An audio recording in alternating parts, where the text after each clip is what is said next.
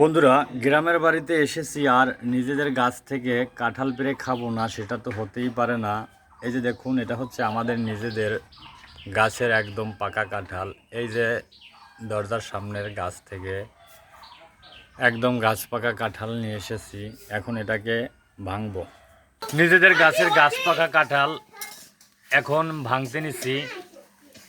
এবছরই প্রথম ফলন হয়েছে গাছটায়, দেখি আমাদের ভাগ্যে কি আছে। মাশাআল্লাহ, আলহামদুলিল্লাহ, খুব সুন্দর হয়েছে। দেখি ভালোভাবে ওটা ই করো। নিজেদের গাছের গাছ পাকা কাঁঠাল, দারুণ মজা। দেখলেই বোঝা যাচ্ছে কাঁঠালের গুলো খুব সুন্দর হয়েছে।